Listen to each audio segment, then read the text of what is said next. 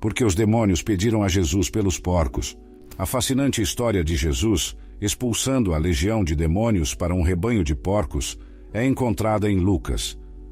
Tudo começa enquanto Jesus viaja pelas colinas a leste do Rio Jordão, uma região predominantemente gentia, conhecida como Decápolis, cidades gentias da região mais ampla. Eles navegaram então para a região das guarnições, a leste da Galileia. Quando Jesus pisou em terra firme, um homem da cidade de Gerasa, possuído por demônios há muito tempo, veio ao seu encontro.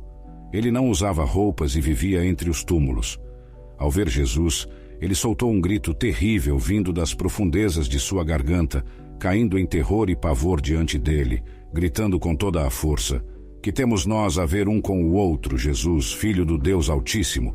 Eu te imploro, não me atormentes antes do tempo designado para o julgamento." Jesus já estava ordenando que o espírito impuro saísse do homem, pois este já havia sido tomado violentamente muitas vezes pelo demônio, sendo mantido sob guarda e amarrado com correntes e grilhões. No entanto, ele sempre quebrava essas amarras e era conduzido pelo demônio para o deserto. Lucas 8, versículo 26 a 29, Bíblia Amplificada. Esta é a descrição mais detalhada de um homem sob controle de um demônio encontrada na Bíblia. É o perfil clássico de possessão demoníaca. Por muito tempo, o homem esteve sob o domínio do demônio, vivendo como um animal selvagem em vez de humano. Desprovido de roupas, ele vagava entre os túmulos, um comportamento contrário à lei judaica e à inclinação humana natural. O homem possuía uma força anormal, quebrando suas amarras. Noite e dia ele gritava e se machucava, vivendo nas montanhas, entre os túmulos. A luta interna dele era incontrolável. E o comportamento selvagem? As pessoas concluíram que ele estava possuído por um demônio. Tentaram amarrá-lo para impedir que ferisse os outros, mas ele conseguiu se soltar das correntes em várias ocasiões. No fim, conseguiram expulsá-lo da cidade e ele acabou vivendo no cemitério local, ferindo a única pessoa que podia, ele mesmo. A Bíblia descreve sua condução pelos demônios da mesma forma que descreve um cavalo guiado por seu cavaleiro ou um navio remado por sua tripulação. Também lemos que um certo homem veio ao encontro dele, sugerindo que Jesus não buscou diretamente esse homem, mas que o homem foi atraído a Jesus. O homem não podia se libertar por si só, mas Jesus tinha a autoridade completa sobre o espírito impuro. "O que tenho eu contigo? Eu te imploro, não me atormentes", disse o espírito demoníaco que habitava o homem possuído, não o próprio homem. O demônio não queria deixar o corpo que habitava.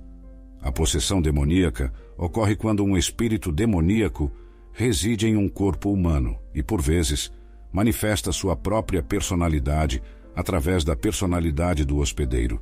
Embora a possessão demoníaca seja uma realidade no mundo atual, devemos ser cautelosos para não ignorar o problema nem dar excessiva ênfase a uma suposta atividade demoníaca.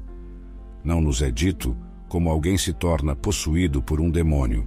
Superstições, jogos ocultos supostamente inofensivos, práticas de espiritismo, engano da nova era, magia e outras práticas abrem a porta para a enganação do crente e perigo demoníaco real para o incrédulo. As pessoas frequentemente se envolvem no ocultismo ou em coisas demoníacas, porque há algo lá que aparenta funcionar. Infelizmente, há alguém atuando ali, um espírito demoníaco. Demônios querem habitar corpos por uma razão semelhante à de um vândalo que quer uma lata de spray. Um corpo é uma arma que pode ser usada em seu ataque contra Deus. Demônios também atacam seres humanos porque desprezam a imagem de Deus e assim tentam distorcer e deturpar essa imagem. Os demônios têm o mesmo objetivo em relação aos cristãos, denegrir a imagem de Deus. No entanto, suas táticas são limitadas em relação aos cristãos, já que foram desarmados pelo trabalho de Jesus na cruz, embora possam enganar e imitar os cristãos, prendendo-os com medo e incredulidade. Colossenses 2, versículo 15, Bíblia Amplificada. Quando ele despojou os principados e potestades, forças sobrenaturais do mal que operam contra nós, fez deles um exemplo público, exibindo-os como cativos em seu desfile triunfal, tendo triunfado sobre eles por meio da cruz. Lemos novamente: eu te imploro, não me atormentes. Uma observação irônica, considerando que o homem estava frequente e implacavelmente atormentado pelos demônios, dominado em corpo, mente e alma, ele temia que Jesus também o atormentasse. Lucas 8, versículo 30 a 33, Bíblia Amplificada. Jesus então lhe perguntou: qual é o teu nome? E ele respondeu: Legião, pois muitos demônios haviam entrado nele. Suplicavam continuamente para não serem mandados ao abismo. Próximo dali, um grande rebanho de porcos pastava na montanha. O demônio implorou a Jesus que os deixasse entrar nos porcos, e ele concedeu permissão. Assim os demônios saíram do homem e entraram nos porcos. A manada se precipitou ladeira abaixo e caiu no lago, onde se afogou. Jesus perguntou o nome para ganhar autoridade sobre o demônio e libertar o possuído. Os exorcistas judeus da época precisavam conhecer o nome do demônio, mas Jesus não usou o nome aprendido nesse diálogo. Sua autoridade sobre os demônios excedia em muito as superstições da época. Provavelmente, ele perguntou o nome do demônio para compreender a extensão completa do problema, sabendo que o homem estava possuído por muitos demônios, não apenas um. Um legionário romano normalmente consistia de 6.000 homens, implicando que o homem estava possuído por um grande número deles. Os demônios que habitavam o homem não queriam ser aprisionados no abismo, o poço sem fundo, descrito em Apocalipse 9, versículo 11. Aparentemente, é um lugar de prisão para certos espíritos demoníacos. Eles preferiam a ação à ociosidade. Os demônios saíram do homem e entraram nos porcos. A ideia de que os demônios podem habitar os corpos de animais pode parecer estranha, mas é mostrada também em Gênesis 3. Foi apropriado que esses demônios fossem lançados em porcos, que são animais não kosher. Note que nem os demônios podem afligir os porcos sem a permissão de Deus, pois um demônio não pode entrar nem mesmo em porcos sem ser enviado por Deus. Quão pouco poder a malícia deles tem, quando enfrentados pelos que têm Deus como proteção e defensor. Satanás preferiria afligir porcos a não fazer mal algum. Ele é tão inclinado ao mal que o praticaria em animais, caso não possa fazê-lo com os homens. Jesus permitiu isso porque o momento de total demonstração de sua autoridade sobre os demônios ainda não havia chegado. Isso ocorreria na cruz.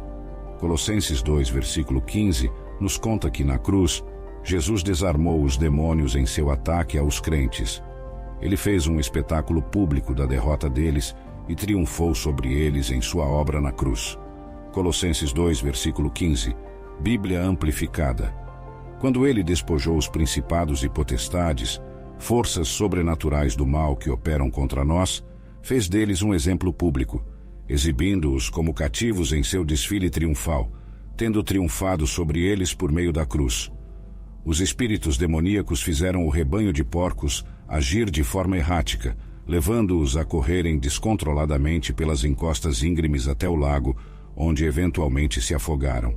Isso demonstrou o poder destrutivo dos espíritos, assim como seu comandante, Satanás, cujo objetivo é roubar e destruir tudo em seu caminho. Isso mostrou que a verdadeira intenção desses demônios era destruir o homem, assim como destruíram os porcos. Alguns podem considerar isso injusto para o dono dos porcos, mas os donos dos suínos perderam sua propriedade, sim, e aprenderam com isso como Jesus valorizava mais a vida do homem do que um rebanho. Spurgeon fez várias observações sábias sobre como o demônio afetou os porcos. Preferiam a morte ao domínio do demônio, e se os homens não fossem piores que os porcos, teriam a mesma opinião. O diabo conduz seus porcos a um mercado ruim. Quando os pastores viram o que aconteceu, fugiram e contaram à cidade e à área circundante. As pessoas saíram para ver o que havia acontecido, chegaram a Jesus e encontraram o homem de quem os demônios tinham saído sentado aos pés de Jesus, vestido e em pleno juízo mental. Eles ficaram assustados. Aqueles que testemunharam isso contaram aos outros sobre como o homem possuído por demônios tinha sido curado. Então toda a multidão da região dos Gadarenos e das áreas vizinhas pediu a Jesus que saísse de lá, pois estavam sobrecarregados de medo. Jesus entrou no barco e voltou para o lado oeste do mar da Galileia.